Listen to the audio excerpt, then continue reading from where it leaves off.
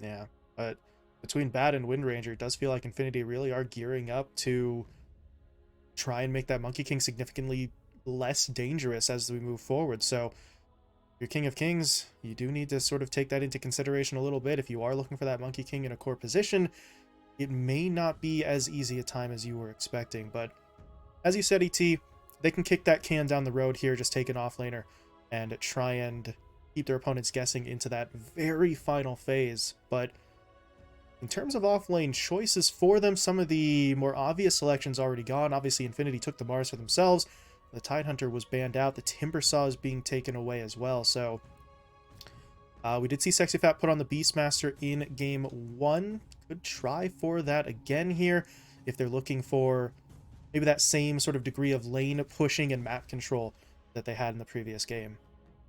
Yeah, and of course, we have seen before already in this tournament reaches like the Centaur War Runner, the like the Doom, even as a matter of fact. We could see heroes like the Legion Commander, which would be the most obvious pickup for me. I think he's the most popular one. But no, okay. We're just going to see Mini pick that up. So that does almost scream that this Monkey King has to be either, I guess you could maybe force him to be an offlaner, but much more likely it's just going to be your safe laner paired with a Bane. And now we're going to be looking for our offlaner on the King of Kings side, because that's Mini Ember Spirit, cut and dry. We're not going to see any shenanigans where the Snapfire could possibly be going mid. And it is, yet again, a very, very free Ember Spirit game. The lane is going to be a little bit rough, and I think something that they're definitely preparing themselves for, possibly why they used as much reserve time as they did, just making sure he would be comfortable in that laning setup. But once you're out of the laning stage, you worry about a spear and a shackle, and you are gone. You're free. Not to mention that Wind and Weaver just don't hold a candle to. You're not going to be fearing the support duo at all. And I think that's where Infinity, they might look for kind of a pseudo lockdowner on Parker's side, because without it, I think they need at least one more playmaker, because they are very, very cooldown reliant, and the heroes that they aren't cooldown reliant on don't provide any lockdown aside from that shackle. And shackles can be pretty finicky. So I'm a little bit concerned here. And we see the Beastmaster ban, we see the Legion Commander ban. That makes sense to me, but this Ember is definitely going to throw another wrench in the works, and saw how well Mini played in the previous game. Yeah, he was really hitting everything that King of Kings needed him to. Played a very efficient game as well, which that is maybe the only nitpick we have with Mini's game as a whole. He is unbelievably talented, but the efficiency is sometimes more important than the raw numbers for him. If he sort of dies, like we see in a lot of teams with their mid laner, the momentum just gets sort of sapped away. So he played well. I think there was just the one death in that previous game, so looking to repeat that performance. But now looking to the final picks here for both sides. King of Kings, just looking at that carry pool, we saw the Templar Assassin get taken away. Now the Ursa banned out as well. I would love to see an Ursa. Ursa would have been fun, because that's really what Infinity is. Infinity needs an all-rounder in here from Parker. They need someone who's going to help them do Rosh. They need someone who's actually going to be able to get onto these buildings. And of course, Ursa doesn't help you get onto the buildings, but it does kind of double down on just your hero killing potential, because right now that is what they're missing a little bit. They've got all of the kill, they've got all the initiation, they've got a very good kind of single target team fight going forward for them, but they're missing a little bit of that pickoff. And wait a second, Uh, is that a Weaver carry Weaver stay then? playing? Yeah, that's what it feels like. And Parker has played it before. I've seen a few pro games where he's actually gone for it. Oh, And King of Kings feels just a little bit more rounded out, and they just go for a Void pick. That's a little bit brutal, especially once you see that the Weaver has to be slotted into that carry position. yeah. Every single time they're going to see him, they're just going to chrono him. They're just going to chrono him and kiss and just throw down those Mortimers, and then suddenly, well, you're gone. You're not a Weaver anymore. And what defensive strength does Infinity have here? The only thing they would have been looking at was the Weaver's time lapse himself, but if your Weaver's the one caught in the chrono, there doesn't appear to be much save there, as King of Kings actually switching things up a little bit as well with that Faceless Void pick. That does put Sexy Fat onto that core Snapfire, so I did mention earlier when the 3 snap came into play, it didn't do very well, but King of Kings looking to maybe buck that trend here themselves. And as we were mentioning during the draft, it preserves that Bane Monkey King support duo that can honestly be unbelievably annoying as well. Yeah, and I really think that another big reason is they're probably just saying, okay, you're not really going to get Jingu in this lane. It's probably not safe enough to put you as the offlaner. And they do need to be very concerned because Weaver plus that Inkswell from the Grimstroke is very potent. That is something that if Sexy Fat ever gets left alone, if we do see Hanas make one or two rotations out of the lane or just being a little bit passive in the tree line, it's definitely a problem that Sexy Fat doesn't have any tool to deal with. Once he's on top of everyone, he can't really get out of those situations. He's just not a very mobile hero inherently. I think that's where might see more of a poke build come out from him. Go for the anti-armor and the little shredder instead. So if Parker ever tries to approach, he's just immediately hit with those little shredder bullets. At the same time, though, I think they've got a really well-rounded lineup looking at their other two cores, and I'm a little bit saddened that Infinity don't go for a hero like the Faceless Void the King of Kings pick up for themselves, because Parker can definitely play that more kind of initiation style carry that sometimes he's forced to, but I think they've really gone for a more passive route here, and yet again, we're going to need to see a lot from their mid and off lane to actually get this game closed. Yeah, it just feels like, much like we said, sort of coming out of the game one draft, they've just kind of put themselves in a position where they certainly still have a lineup that can work. It just feels like their opponents are going to be more comfortable with the game plan and the ease of execution than Infinity themselves. But, well, who knows? At the end of this game, we may be talking about what a genius move it is to put the Weaver in that one position, but we are going to need to see something special from that Infinity side. You see them moving out with the smoke. Smokes from both sides, actually, much like we saw in game one, but Infinity are quite a bit more grouped up. They may actually just be looking for an engagement here if they can get this wrap. They drop the vision down, so they will get eyes on Sarem. And can they connect? They've got the Inkswell on Parker, so they should be able to pick this one up. And, quick and easy first blood for them. No fuss there. Easy pick onto Bane. And I don't think Salem should have had any sort of warning that this Obs Ward was there, because he was basically within just normal vision range when he got hit up. Yeah, I think that one is going to stick around. Not to mention they've got another deep one here placed on the mid lane. I think Mini already placed his ward, so he's got what he wants. This ward is actually getting pretty popular, I want to say. Seen a few teams now place it down on the ramp here, regardless of side, just valuing kind of the river vision as opposed to actually seeing the entire enemy high ground. But at the same time, I do think Infinity's is just a little bit better, but there's also a very easy route now for Pamplona to make an attempt on the mid lane. It's much easier for him to actually gank Mini this game than it was in the previous game. We were paused for a DC there, for those of you wondering. Mini had dropped out, but are going to be getting him back in. This match should be a little bit better on the connection for that King of Kings side. Game 1 was on the Peruvian servers, I do believe, and this one is being played on the Brazilian. So, King of Kings still majority Brazilian players, so obviously did not prevent the DC there, but hopefully we don't have any further issues moving forward as we do get ourselves back into it. Both sides ready, and, well, should just settle down into really a normal lane setup after that first blood play from Infinity. But take a look at King of Kings. Look at this. Monkey King's kind of getting in deep there. He is going to run into a couple, so Hane, well, he might actually be in trouble. The Inkswell is going to come out onto him. He really doesn't have the maneuverability to dodge it. Tried for the mischief play, but, oh, he is going to get taken down, and that, I mean, it's not backbreaking, but that is a second kill being handed over. Parker's going to be the one to get the credit for this, and the first blood play, okay, that's a four-man smoke onto your Bane, whatever. But that second one, that feels like the Monkey just trying to maybe get a little bit too much information early, and now your Weaver has that much of a better start to the lane. Yeah, and that's where they need to be very careful on King of Kings. If they get too far ahead of themselves, if they give up far too many kills, then suddenly this lane gets very, very hard. A lane where you might even just need to sack it completely. Sexy Fat can definitely get himself in a position where he can no longer show here, and then once you're forced on this core Snapfire to only play whenever you have that chrono up, you just would have rather had it as a support here, and something that you're constantly going to need to be scared of, because here it happens again. It's why they picked the Grim. It's because that combo is very, very strong, especially once you hit level 3 on Prada, where you've got that slow from the Stroke of Fate, as well as the level 2 Inkswell. That's where the damage is really going to come from. It's something that Sexy Fat needs to constantly be concerned about.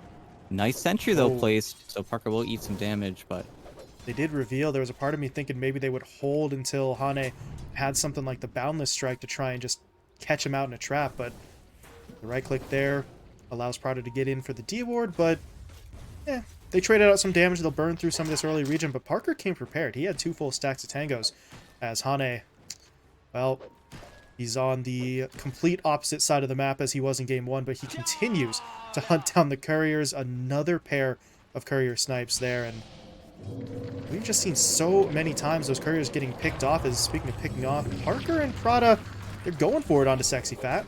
Not sure if they really want to go all the way in, though, with Hane now back in the picture, and yeah, they're gonna back themselves away, but Sexy Fat tried to go in for the cookie as he hit level 2. That's gonna cost him. Parker needs one more right click to finish the job, and that just felt greedy. There's no way they were gonna be able to get a kill just off of that cookie play alone, considering the health that both Prada and Parker had. So AT, you were sort of saying, you know, you can't get too far ahead of yourselves for King of Kings, and that's back-to-back deaths they've given up now because they're just trying to go for that home run play a little too early. Yeah, and they have to be careful. I think they really need to play a little bit more together right now and understand that Hannes wants to give Sexy Fat as much of the levels as possible. He wants to give all that XP over to Sexy Fat so he has that Kisses online as soon as possible. But at the same time, it keeps on happening. As soon as they understand that one hero is alone in this bottom lane, they push with the Inkswell. And Prada is limited right now just a little bit. He has a lot of gold, but he hasn't spent it, and he needs some mana before he can actually get aggressive again. But at the same time, it's a lot of farm for Parker, and farm that is just been majorly taken underneath his tower because the wave keeps on getting pushed in because unfortunately for King of Kings, Sexy Fat has to nuke for a lot of these range CS, a lot of these last hits really in general, and he's gonna be completely happy. He is very farmed on this Weaver right now, and oh, mid solo kill, PP. PP gets it, pops that Fairy Fire at the end just to make sure the tower shot doesn't kill him. And Infinity, okay, I mean, it's happening across really all lanes right now. The Bat just sort of gets up the Napalm stacks, and, well, your Ember, this is the downside, right? Pre-level 6, you are not really that tanky, as speaking of not very tanky, Parker picked off in the bottom lane. Hane's able to pick up the kill. They want onto Prada as well. They're going to get the Jingu there. They need to continue the chase, and we'll be able to get under the tower to finish that one off. While they were chasing, though, up in the top lane, Mariana and Pamplona collapse onto Salem, and managed to find a kill there in exchange. So, what is that? 3 for 1 across the map until, actually, no, wrong way around. 2 for 2 if you count the Ember Spirit kill, but both sides maybe starting to pick it up a little bit. Compared to game 1, ET, we saw the team sort of hold off for quite some time before we started seeing major engagements. Not really looking to be the case this time around. No, and I think really the only reason any of that happens is just because it's a slight misplay with the Sentry, but now at the top lane, I think this is the more boring lane just because of how good the time walk is. But again, BB, that was without the lasso used. Oh no. I understand it's a level 5 and 3/4 Batrider versus a level 4 Ember Spirit, but I think, again, this is where in their draft they spent so much reserve time talking about whether or not they'd want this Ember Spirit versus Batrider, but PP is making it work. He is just owning him right now. And someone has to take mid. He doesn't have a TP. He's going to have to walk. This is just horrible. That's not good, and yeah, I mean, geez, apologies, excuse me, to Chad, sort of missing those kills, but these are kills that aren't supposed to be happening there. That's not really an excuse by any means, but that is not a matchup that you would expect to get away with that degree of aggression. Normally, you would think that the Ember could sort of avoid it as, well, Prada not able to avoid that, taken down in the bottom lane. Parker's looking for the trade-off, though. The Shikuchi is there. Needs the angle. Doesn't actually get with the damage, though, so Sexy Fat's going to live, and, well, look at Hane. He actually wants in. The Jingu's going to be up in one more hit to get the slowdown from the Scatterblast, and Parker just has to straight up back off, but he is getting reinforcements coming in. Prada's going to return, and looks like Hane and Sexy Fat don't want to keep that fight going. They do back themselves away. Maybe not, Hane. He's thinking about it. They need that Boundless to connect, though, but before he gets the chance, they're going to go in with the Inkswell instead, connecting onto Sexy, so the Snap doesn't really have the health to take this fight anymore. No, it's very scary especially because Sexy Fat just has so much more in terms of stats. Whenever he got that bracer, really, that was the big turnaround in this match. But nice boundless strike and ooh, the sentry every single time. And the He's cookie, stunned. Parker, low. One or two more hits will finish him off, but Sexy Fat, yeah, he doesn't have the HP. He's got to be careful, but that means Hane fighting this one alone. Rada catches him with that Inkswell. Sexy Fat? I don't know about that. Oh, okay. Well, he's got the perfect angle. I think that's the edge of the cone and the max distance. Sexy Fat did the math, and he does turn that into a now very favorable trade-off. You sacrifice your support to take that Weaver off the map. yeah, it's just inches that everybody is dying within this bottom lane. It feels like everybody is trying to bait everyone, and I'm amazed with how low those heroes were. No, not even a wink from the mid laners. They're so focused on this 1v1 that they don't even care to see how many low heroes there were bottom. But at the same time, everybody is just gonna try and stabilize now. I think Parker buying this raindrop is just saying, I'm done with your scatterblast damage. It's way too much right now. But you have kisses right now, 7 minutes into the game on Snapfire. Really, anyone is going to be a target right now. And if even in the top lane, I could very well see, yep, here it is. This is going Exactly to where the catch TP is Mariano going. completely off guard. He's got to be so careful here. Nope, he's Chrono, gone. Kiss is deployed, support too far away to provide immediate backup, and Mariano doesn't die in the Chrono, but very soon afterwards, so that's just a textbook play. Hit 6, push in, but now, speaking of pushing in, here comes Prada and PP. They're going to look for the stun with the swell, but Sexy Fat, he tried with Cookie Play, it's just not going to matter. PP taking 0 chances. Lasso right on the very back end of that play to prevent any time walk, and Infinity, well, they strike right back. They get the trade-off that they wanted there, and now that Chrono into Kiss's combo is going to be down for a little while, so obviously they're not able to dodge it out, but they make the most of that bad situation, although on the other side, Hane may be in some trouble. Parker, if he just wants to dive it, needs the Shikuchi damage, but if he connects, Monkey King would be in trouble, but doesn't look like he's going to go for it. Sarem, though, is coming around on the backside. He doesn't have ult, but he's got the Nightmare. That's going to buy time for Benny to join. They get the Dilation. They cut down the Monkey's tree while Parker was Nightmared. That's awkward. So that play's not really going to work out the way that they wanted it to, but not really sure there's much Parker can do here other than just, yeah, Shikuchiing away. So he gets out, but that feels like a bit of a missed opportunity. King of Kings really seemed like they had him, maybe not dead to rights, but trapped up in a favorable position. Yeah, it's definitely a little bit awkward here, but it's very interesting to see Parker actually being the one to sit here and defend his tower. I think with the arena up, we could see Mariano very likely make a rotation towards that bot lane in 10 seconds here, but finally Parker says, I give, walks towards the top lane, and actually Sexy Fat, oh, this will be a massive kill, but no, oh, they have spear still. Yeah, I think they got him regardless. Get some sort of angle? Yeah, they can. 4v1. Should be able to pick that one up. So Sexy Fat, well, nifty moves at the start, right? Jumping just out of range of that arena.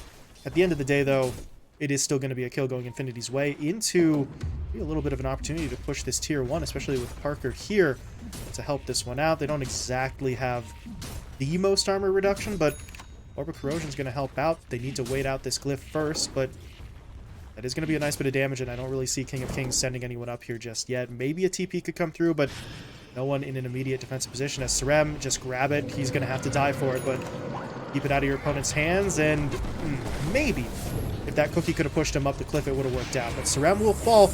Mini, though, is into the fight, and Sexy Fat's going for the kisses. That's, yeah, immediately canceled out. Mariano hits him with the spear, but it does buy enough time for Mini to escape. I don't know if they had the lockdown to prevent him from making that jump anyway, but better safe than sorry. Get your core out. They sacrifice the Bane to keep the Arcane Rune out of their opponent's hands. Yeah, unfortunately, that's Kisses now off cooldown. It would have been a really easy rotation for him to maybe sync up with Benny. I'm surprised that Benny, the Faceless Lord, didn't even wink at the mid lane with how many heroes were actually showing up. You definitely see him getting a nice pick because they want to take out this Bat Rider yesterday. He is incredibly farmed right now. He has Boots of Travel. He's got an Ogre Axe, 2 more components. He's going to have his BKB, and then suddenly he's not even dying in Chrono. You're going to need to wait a little bit longer for the Void to actually supply his own damage, and might see a smoke up here. Feels like it. Yep, from Infinity, and don't know if they can kill the Void, but this would be a perfect catch on a Sexy Fat. This is the only target I think they could have gotten, and it looks like this is perfect. The lasso down. A little bit lacking in the damage department, but eventually they're going to be able to burn through. Sexy Fat taken down. And PP's the one to get the kill, 4-0-3. He continues making progress towards that BKB, and now a bit of a wraparound onto that middle lane. They spot Mini. They actually still get the latch onto him. Thought he had dodged it with the sleight of fist, but it does still connect. Mini will fall, and now that tier 1, it's going to at least be slightly protected by the glyph, but you see Mariano standing there taking the tower shots to make sure that siege creep lives, and with the help of the cart, tier 1 tower will fall, and this is exactly the response that we were kind of hoping to see from Infinity after that game 1 loss where they got off to such a slow start. They've got 13 kills in 12 minutes, a 4K lead. Everything's sort of going their way so far. Yeah, and this is where this is their time to have a rebuttal. They've got the kisses back up. They have Chrono. They've got grip. If there was ever a play for King of Kings to make, it would be in really the next few minutes here. And Thomas has to be so careful just farming underneath the ward. But at the same time, they need to find some opening onto this Bat Rider. They really need to start slowing down PP, whether or not it's a sweeping smoke that catches them off guard, or if it's just really a sync up of a few heroes. They need to find some way to get that hero specifically off the map, because not only is he farming incredibly fast and pushing in these waves, but he's also finding these kills and still finding these pickoffs for this team, which has put all of the pressure off of Parker, who has just been farming happily. And albeit he's not going to be the fastest farmer in the game, he is going to do so much damage and be so obnoxious. And whenever you can't afford to put that Chrono onto the Weaver, suddenly these messy fights are just going to be exactly where Parker wants to play.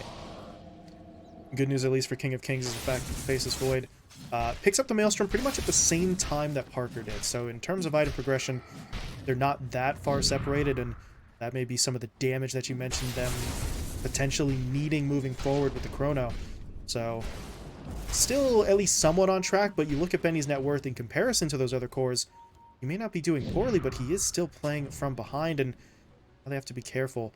Rotation was coming through. They are going to go in onto the Bane. Sarem going to be the sacrificial lamb here, but you get Benny out, he continues to farm, and you avoid really losing a higher priority target at that point. But Infinity, they really just continue to push forward. You see PP immediately TP himself top. They're going to look for Hane. They've got him with the lasso, so that's going to be both of the supports picked off there, and well, if you can continuously find kills like that, maybe pressure onto the cores becomes less necessary, but PP walks right into that one. Chrono into kisses. They should be able to get this as they find that bat, finally bringing that mega kill streak to an end. That is quite a bit of money into Benny's hands, and now, well, Mariano's able to fire back. They catch out Mini mid. Prada's there for the follow-up stun. They've got the lockdown, but that is still a rough loss taking the Bat Rider. King of Kings, they need more of that, but right now they need to make sure that the Bane gets out of here. That's a lot of heroes coming his way. Yeah, he's just trying to do his job, just gonna try to show up to work, but there's nothing here. It dies in the exact same spot, more or less, and they're keeping this ancient camp blocked, which is very obnoxious. Benny hasn't had to walk back to this map. A lot of lines being drawn on the mini-map, just kind of saying, I think, how can they be here when I'm here? And then he's got to push out the bottom lane and then head towards top, something along those lines. But at the same time, gotta still be careful. But there are no cooldowns. They know there's no Chrono, there's no kisses for another 60 seconds. King of Kings are at their weakest. So if they ever were going to look for a play or even just farming, PP's going to have his BKB another 200 gold here. And then, like I said, they cannot die. PP is just going to be way too strong. And unfortunately, until we see an item really after the Yacha here from Benny, I don't think he can die. I think that he's going to need probably something much more after this Yasha, probably something like an MKB or even a BKB, because you think about all these stuns are coming through. There's nothing worse than being stunned in your own Chronosphere, and that's something that Pamplona is going to be looking for constantly, because that's kind of what they do on the King King side. They dogpile a little bit whenever the Chrono does go down because they feel so safe around it, but it's the perfect field for this Windrunner to play in. Yeah, just got to sort of keep your options open there, stay in the back, and wait for your moment as Sarem goes for the Nightmare, and Mariano still wants it. Flings forward. They get the arena into the spear stun. This is a nice little pickoff, but, well, if only they knew that Benny was a couple steps away there.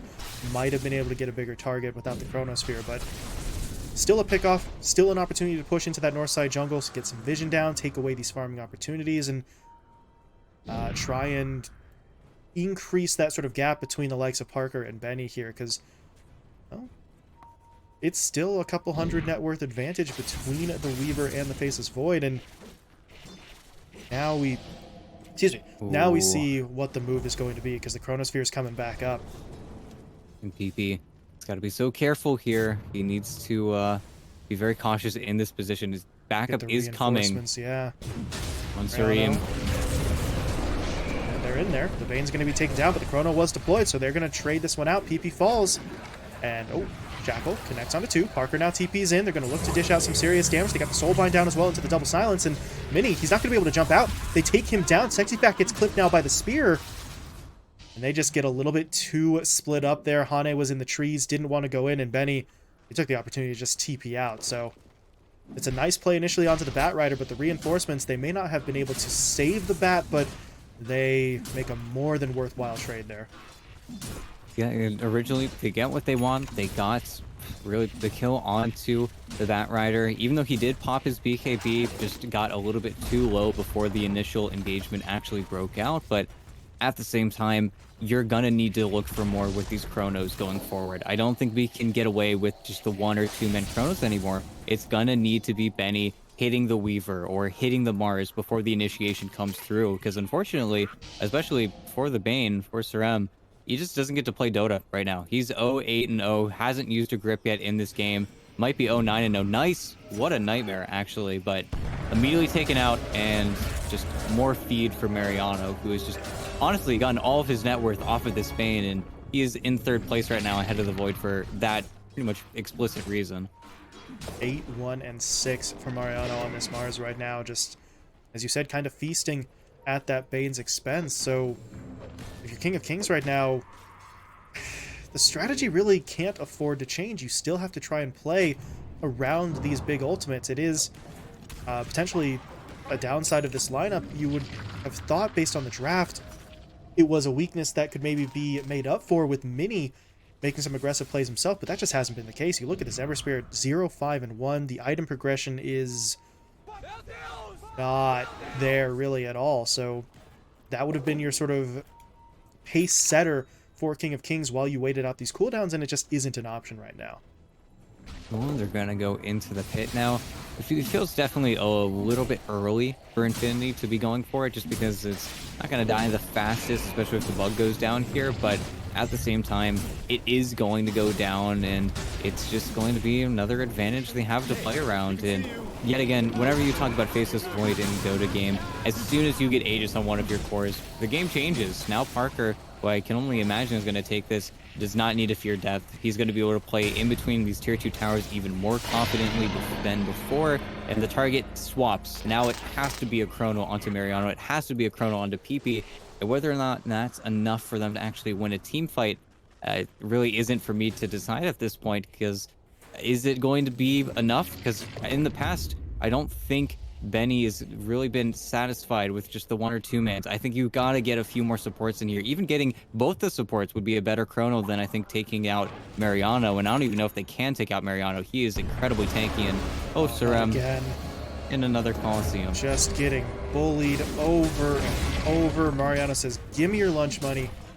And Surim, actually that one's even worse because it's not Mariano who kills him. Parker slipped in there for the last hit. So money over to the Weaver, a push now onto the tier 2, and this Bane, well, as you said, the last time he got picked off, we haven't seen a grip from him. 0, 10, and 0, so just not able to get really any contribution, and it's not even necessarily his fault. If he's not the one getting ganked there, then these cores on the Infinity side will look for higher value targets, so you're kind of trapped. In a lot of these situations, you need to sacrifice yourself so that your cores are still farming, but at this point, farming towards what end here? Mini is working towards a BKB, obviously. That is going to be big. We've got the Mantis style finished off now by the Faceless Void, but The question is, are either of those two items enough of a game changer right now to win them a fight? Yeah, and really, I think we might see kind of a waiting game spell out. King of Kings have their buttons. They've got their ultimates all right now if they wanted to make another sweeping play, but at the same time, Infinity group up for a smoke, almost baiting Parker in the mid lane. They know that this mid-tier tier is going to be an objective that King of Kings should fight for, but at the same time, will they? Honest, he's got an Orchid, so he's a little bit more obnoxious here, but Smoke popped, but they're going to go for it. They were trying to find Benny, not able to connect. They spot Honey out now. That Shackle, wow. Even after he hits the ground, it still latches, so...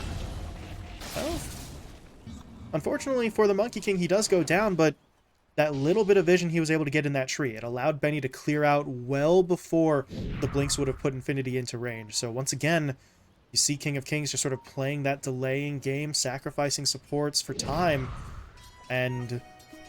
Well, I mean, it is certainly putting them in a better position than if they were just taking the fights right away, but gotta wonder when that turning point is, especially now with Sexy Fat getting picked off. He's gonna look for the TP. There's no spear, but yeah, there is a shackle, so TP not gonna complete, and that's where you start getting concerned. If you're sacrificing the Bane and the Monkey King, sure, that's fine. But with the Snapfire off the map now, there really can't be a fight. You need those Mortimer Kisses still. Benny's damage isn't high enough, really, by himself, so Infinity can just sort of sit back and relax, knowing that that combo's not going to be coming out onto them for a little while now. No, it's really disconcerting, and that is the problem with this offlane Snapfire. If you have a 4 Snapfire, you have an offlaner to play with. If you don't do well with your mid lane with this setup, who does the Snapfire play with whenever the Void doesn't want to show up to the fights? You have to be playing with the Ember Spirit, but unfortunately, Mini is also 0, 5, and 1. It's just been a kind of cascade of nobody having a good game, so nobody's able to play with each other, and then the heroes are holding them back as well. Everything is really fighting against King of Kings right now. I think the only thing that can really get him back here is going to be one of Benny's big chronos. He is still farming. He is still up there in the top 3 net worths, but at the same time, you can't help but feel just a little bit concerned for King of Kings. And at the same time, Infinity with this Aegis, Parker's going to do whatever he wants in the past 5 minutes. It's going to tick out in a minute here, but at the same time, he's going to have a Demon Edge in just a few seconds. He's got a full Daedalus coming out on the Courier, so anyone in the backline is just going to be shattered. Someone needs to hold him down. We've got to see him die. Otherwise, I think this game could look to snowball into a Rax very, very quickly.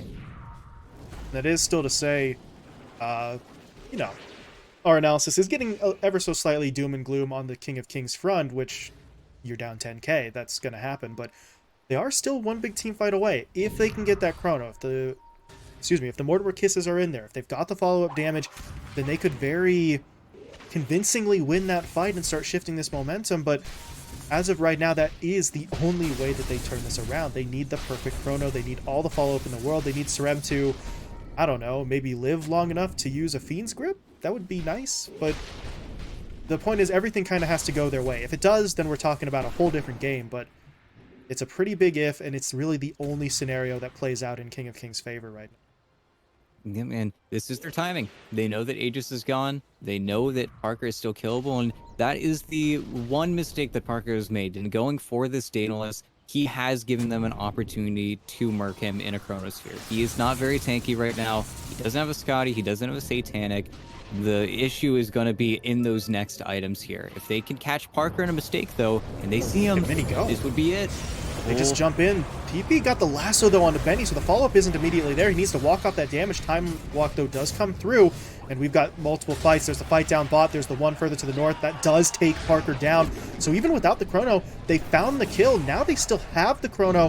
Obviously not for Pamplona. They should get this kill without it, but chrono's still up. Kisses are still up. 3 kills go their way. Parker's off the board.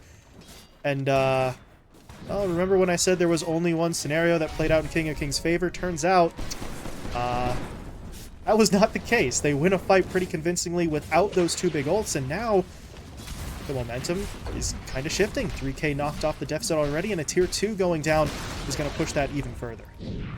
Yeah, and really, it all starts off with this ward right here, and I kind of have to scold Infinity. They just charged into an area of the map. They didn't have any vision. They were completely split off. Both the Batrider and Mars were stuck in the bottom lane while Parker was really out on an island by himself. And he just got chain stunned. He didn't even get his time lapse off, and without a more survivable item. And he is swapping up his build to get a BKB, and he needs it. He just kind of chain stunned and died there. I don't even think the Fiend script went off on him. I think that was what actually popped his Lincolns, and then he just got caught hitting a Monkey King in his own Wukong's command to be follow-up stunned by the Snapfire. So that kind of sloppy mistake is going to cost you deeply here, and we already see it. It's a 5k swing almost instantly, and now the game is just going to get even more difficult because you have to wait for those items. And that was a huge power spike as well for Mariano specifically. He had BKB, he was feeling on top of the world there, and of course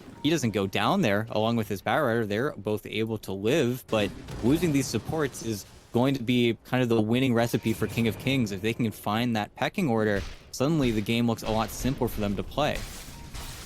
And yeah, I mean, as you said, may have been just to pop the Lincolns, but Sarem, that's his first Fiend script, and look at what happened. They managed to win the fight, not exclusively because he Fiend script, but, you know, your Bane does tend to contribute more when you actually get to use his ult. I know, high-level analysis coming out from my end this time, but those exact plays, sometimes, you know, it's not the big combo on your side, it's your opponent's making a mistake, and as you very much sort of expressed there, that was a pretty sizable mistake, one that Parker, with the BKB switch-up, is immediately looking to fix, but the damage has already been done. The lead's cut in half, King of Kings operating on their opponent's side of the map right now pretty heavily, and oh, and that's a gem. That's big. That's a really rough one. Yeah.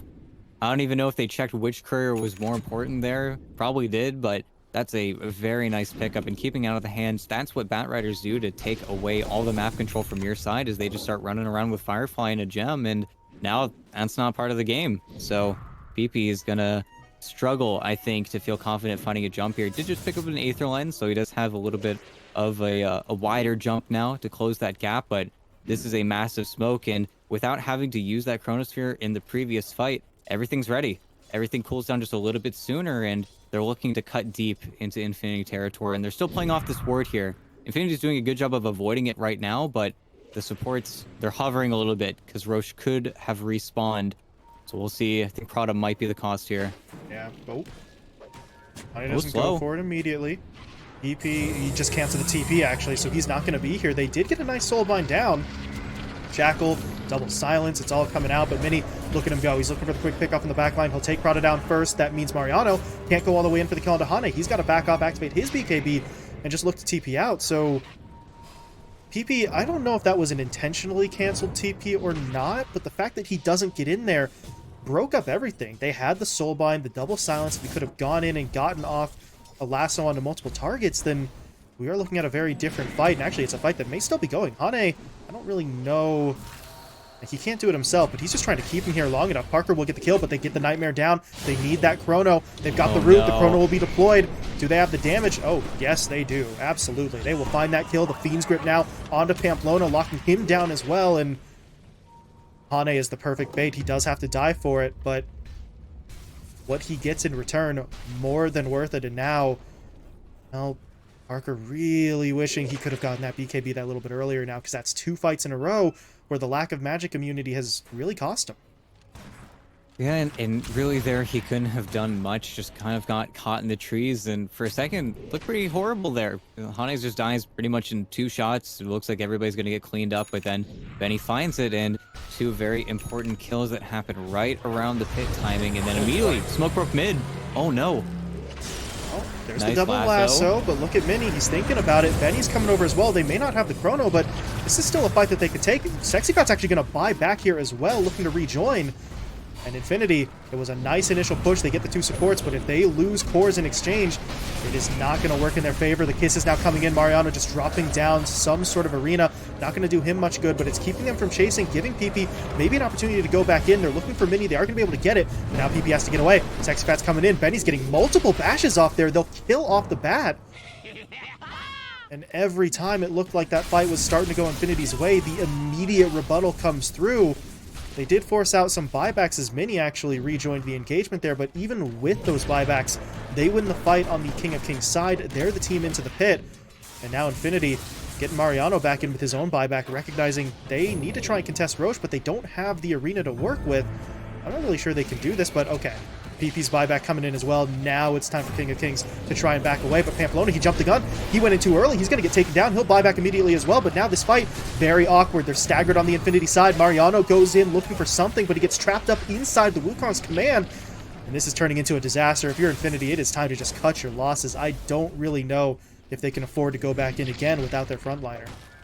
No, and Rosh is definitely going to still be alive by the time this chrono comes back up, and I'm a little bit worried that they get baited to stick around the pit. I don't know if they're going to respect this timing, and if Parker ends up in another chronosphere, he is going to have buyback, I believe, but at the same time, it could be the beginning of the end here if they're not too careful, and there they come. Full 5-man smoke, Chrono at the ready. This could be back-breaking if Infinity lose heroes. They've used almost all of their buybacks. Can they get away? PP actually doesn't look like he wants to get away. He's thinking, yeah, going in. They get the lasso down. Benny trying to wait as long as he can for the Chrono. Silenced up, stunned as well. Still holding it. Mini, meanwhile, did not actually fall in that lasso, and there's the Chrono. They deploy it onto Pamplona, or excuse me, not Pamplona, onto Parker, as they will take down that Weaver, and now... well, if you're Infinity... Yeah, you're done. You can't go to the Rosh pit anymore. You just have to sit in your base now and wait. Spent all of his money, got the BKB, but didn't do enough to protect him, and Rosh is going to go King of Kings' way, and, I mean, ET, what, 10 minutes ago? They were down by 10k. Now they're up by nearly 5,000. The momentum has entirely shifted. Infinity just, at this point, need to get out of their own way, maybe. They're just trying to force it a little bit too much, and every time they do, they're giving up way, way too much to their opponents in exchange. No, and you look at the KDs across the board, everybody is really pretty much in the same spot, but it's just been continuously everybody losing their lives kind of across the board that's kind of spelled the deficit that they're in now, and they're trying to make it up, but at the same time, you're in this position now, and Pamplona tried to kill that, but that's a full satanic. Benny is no longer a target. He has 3.2, 3.3k HP with a Paladin sword. He doesn't do the most damage I've ever seen from a Faceless Void, but at the same time, he doesn't really need to. He's getting so much magic damage from the side of his Chronos, from his teammates. Sexy Fat specifically just doing a fantastic job there, and he's the reason that lasso play gets so messy. Just him with the Lotus Orb. He's got the luxury items to make this Batrider's game just that much more difficult, and it's going to be a slow push, but Benny's got the shard as well from that second row, so he's just going to keep on being annoying, poking, prodding. Parker. He's BKB. Activates the BKB, gets off the time lapse, so he is going to be able to reset that. Benny doing pretty much the exact same thing, though. Time walking off that damage, and, well, yeah, there's the Satanic. He'll heal right back up to full HP, and the siege will continue.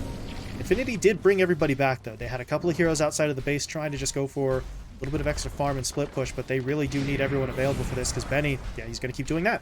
Push forward, drop the dilation. Make sure none of those heroes in the back can really get off that jump, while his own teammates, look at how far back they are. They're just sitting here waiting, daring their opponents. Go on to Benny, sure, give it a try. We'll see if you can actually kill him off twice before we get in to support him.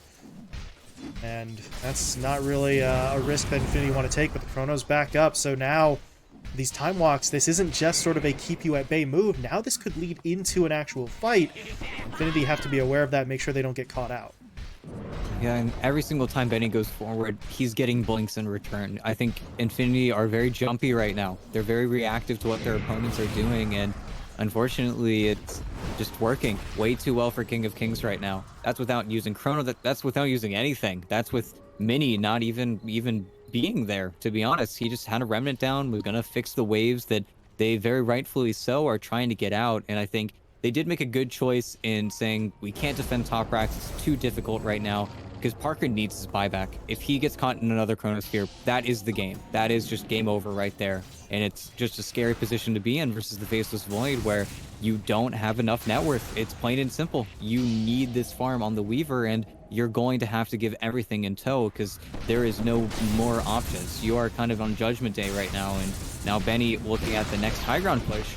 I think Sexy Fat's feeling a little bit more comfortable, at least a little shredder the building that Benny's hitting to just speeding up the push a little bit more, but Oh boy. There's the Aeon disc. Now PP. He doesn't have it. He would have had it. That's actually just so huge, because now, I mean, you were already looking at a scenario where that Batrider was maybe feeling a little bit more hesitant to push in. Even when he has gotten those lassos down, he's still occasionally been punished for it. Now you won't have that sort of bailout, and Oh boy. they are looking for the wraparound, but looks like King of Kings kind of see it coming. They rotate their way out from that middle lane. All the while, Benny, he just continues to hit at the racks here. He's taking down the tower, and oh, spotted Parker for a moment, and as you mentioned, that is actually big. Wait a minute, Parker? Yeah, he gave up. Where Parker does money go? Yeah, bought the shard. He's Okay. really banking on the game not ending here, which is really scary.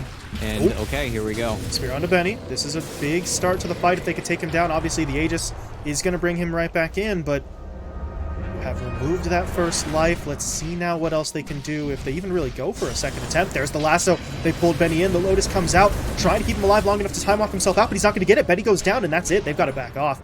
No one was in a position. That Lotus Orb was the only defensive play that they had.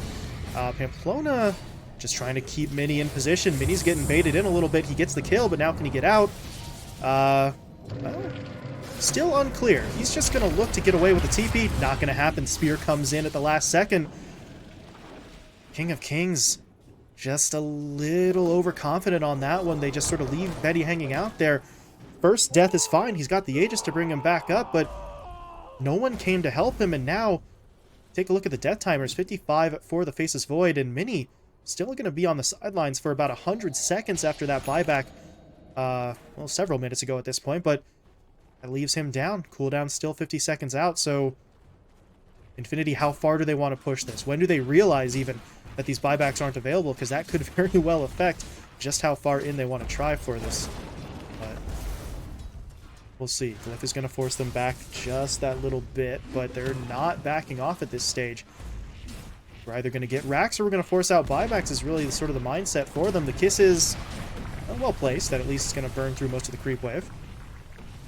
Unfortunately, I think this is just going to be a Rax. It's the one thing that Parker's build does always allow him to kind of be good at is just mauling these objectives. And now you've disconnected your Kisses from your Faceless Void, and they will back regardless whenever Benny is alive. Benny can kill anyone at this stage of the game, but still, that's the punishment for those earlier buybacks, especially on the Ember Spirit. But yeah, that Tiger push was just really weird, very odd from King of Kings. Sexy Fat was just a beat too slow on saving Benny when it came to getting that Lotus Orb off, as well as they were so terrified of the backline Soulbind that they were just in no position to react at all to Infinity just throwing absolutely everything at Benny. They were so certain that they wouldn't use anything on a Faceless Void without Aegis, but I think that's what really caught them off guard.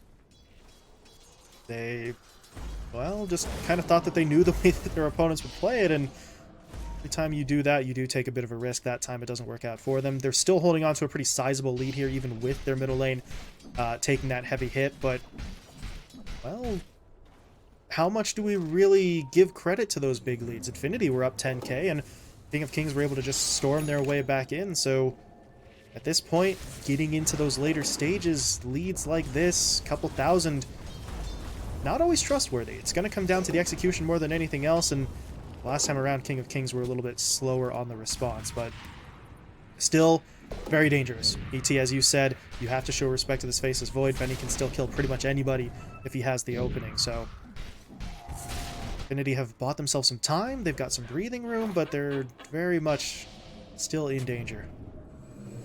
No, and now pushing across the river is just not going to feel as safe as it did before, as well as letting your buybacks and your opponent's buybacks reset. Now that danger zone that we had spoken about before of Parker being in, it's not the same game. He is going to be able to look for these more expensive items. He's got a lot of gold in the bank, so worst case scenario, the Weaver can get back in, which is a fantastic position to be in. Of course, it's something that Void forces you to be in, but at the very least, you're not just going to abruptly lose this game anymore. They've gotten out of that stage, and we're going to see everyone play for this late game Rosh now. Could be respawning. We'll see if there's an extra timer. 3 minutes. Ouch. So, well, King of Kings were trying to surge forward, hoping for the short respawn. Not going to get it, but they can still try to push forward. You see them moving into the west side here. They'll see if they maybe set up a little bit of vision. Take that Obs Ward away from the Infinity side as Prada. Okay, that's... well, it's a Soulbind. That's really inarguable, but not really sure what the plan was there. His teammates were a little bit too far behind to follow it up, as Hane tried for the courier, and that actually would have been a big one, because, yeah, now the Refresher Orb is complete on that Mars, so all of a sudden, Mariano is free to just sort of fire at will on that arena, knowing he'll have a second Arena Spear combo to work with in this engagement. So, ideally, you would love to get, you know, both of those combos down, but if the first one misses, you're still in a position where you can initiate or potentially even just respond if it's King of Kings who are trying to go in, especially if they don't know the Refresh Orb has been completed. They haven't spotted Mariano since he finished it. Oh yeah, just stun a hero for 7.2 seconds. Why don't you? You know, it is very, very expensive, and not to mention mana-wise, that's everything. That is Mariano's contribution to a team fight, but Hane just we'll have broke to it. see. Yeah, again, Hane's been so good at actually getting those breaks and even getting out. He's been punished a few times, but Ooh, hold on a on the low second. ground, They're still going. Hane, though, what a clutch for it. BKB. And they're just going to turn that one. Prada and Pamplona already dead. PP getting locked down momentarily. Now the Chrono's going to be deployed onto him. Benny did trap his own teammates in it, but he doesn't need the damage. He's able to finish it off all by himself. And now Parker, do you really want this? That's one kill onto Hane. You need to get away. He's going to pop the BKB, though, and actually he's just going to try and fight this one out. Can they actually get their way through it? Yes, they can. Surem and Sexy Fat die. Mini taken down. Benny has to really just bail. And Infinity, they salvage that one. Still a big loss with the Batrider going down 100 seconds on the sideline. And, well, no money for buyback, but now all of a sudden we revisit that long Rosh timer, because King of Kings, they lost some heroes, but they do still control the field, but there's no Rosh for them to take immediately. By the time it is back up, supports are going to be back in, and maybe Infinity could make a move. Yeah, and without the Chronosphere, we saw a glimpse of the fight right there. Whenever BKBs are up, Parker actually wins that fight just because he has the Daedalus, he does that much more damage. And of course, he can't be slowed by the Scotty, so he's just going to start running circles around this Faceless Void. And Benny, who is still working on his BKB of his own, in addition to that, also trying to play around his buyback, but this game has just gotten that much more closer, as well as the Monkey King and the Bane not having theirs. I mean, everything is about this Rosh, and it feels like both sides, they're not going to have time to get those full perfect resets, but there's so much time, there's so much delay, and I don't think King of Kings, they could try for it with 2 dead, but that is incredibly risky. And yep, They got the Spirit of Hane, but they were hoping for Benny. Mariano's dropping pretty damn low. Mini, he doesn't want to buy back here. That death timer is so low, so they're going to be without his presence. That means Parker, he was free to push in. Takes Hane down, time lapses himself away, and control of the Rosh pit shifts just as Roshan himself is respawning. This is dangerous, though. If you're Infinity, do you take the risk? Do you go in for Roshan now? Or would they rather wait? They've got the Batrider up in 10, so maybe better serve just waiting this one out, getting PP back in, and looking for some sort of engagement then. Yeah, Monkey's dead absolutely forever, but with Chrono up in 10 seconds, they can't really shy away from still being in the vicinity, because look at Parker. He's doing annoying Weaver things, and 25, he's got those 3 Gemini attacks, so this is just melting. This is a Refresher Shard. No Aghanim Scepter, so we're not going to see any kind of slam dunks there, but use it. He's not going to use it. Okay, never mind. He just held off for a moment. There's going to be the Chrono into the Mortimer Kisses. Parker dead. Mariano, good defensive effort, but not going to be enough. And now PP comes in. They get the lasso down. The Faceless Void's being pulled away, but there's no follow-up damage. They really do need to kill him off, but without that damage, they just can't get the job done. Now Mariano, caught by the Fiend's Grip over on the other side. They'll take him down in the river. No, they won't. Mariano's actually still standing for a few moments longer. Parker gets back into the fight. Benny's the one dropping low. He's able to time walk away initially, still trying to get himself out of here, but he doesn't have any mana to work with, so they'll eventually take him down as Roshan was finished off. Mini able to grab the Aegis. Sexy Fat will grab the cheese.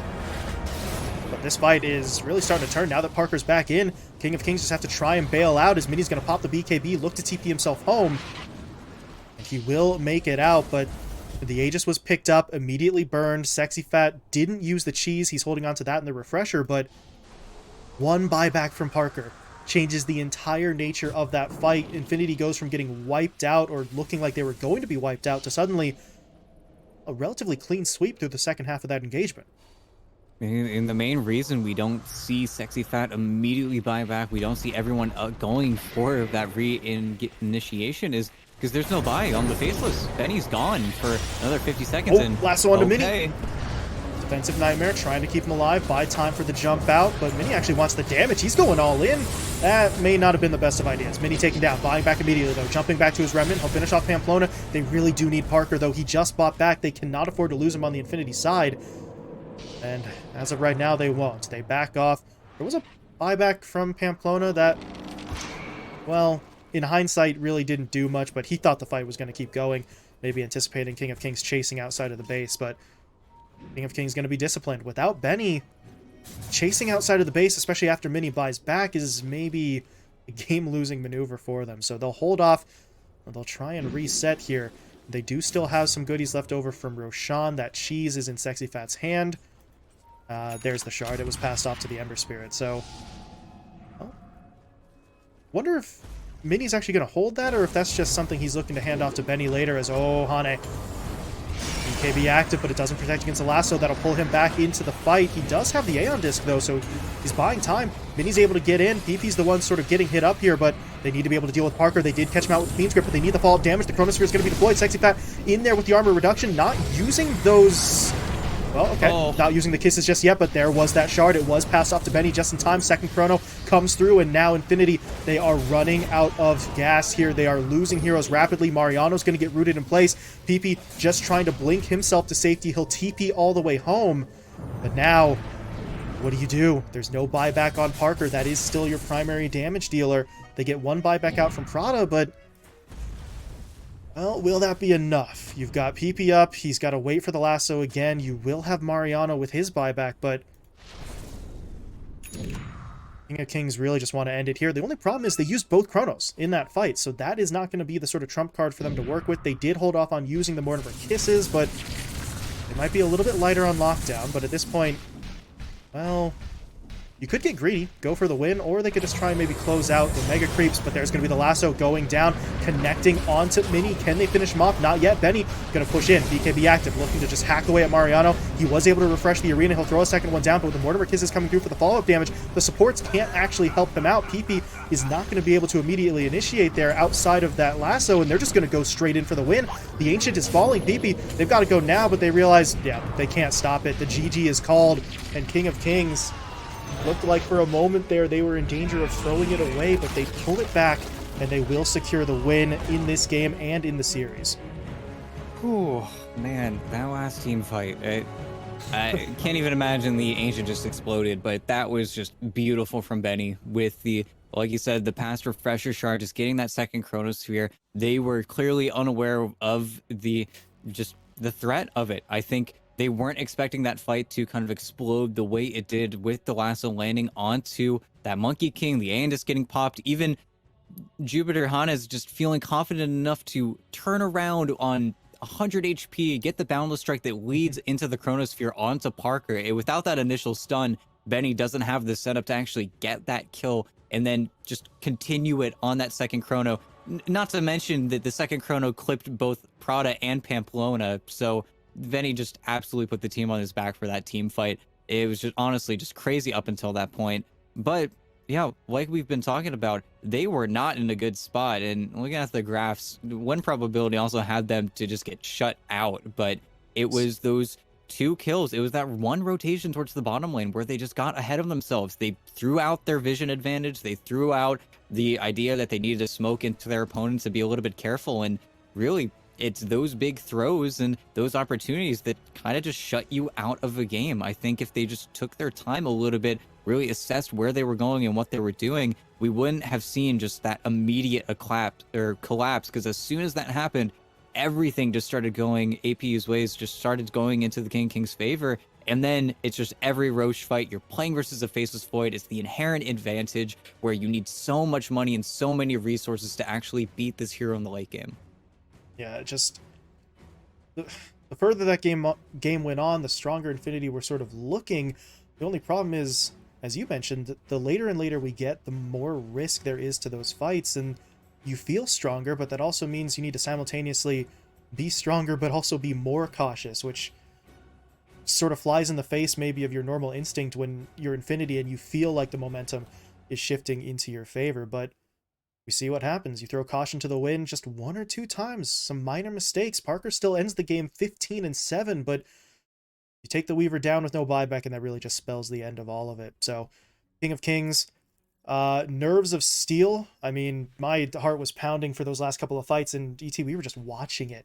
Can't imagine how it must have felt to actually be in the middle of it. But King of Kings, they pull this one out. The D1 team does come away with the win as they get that 2-0 sweep.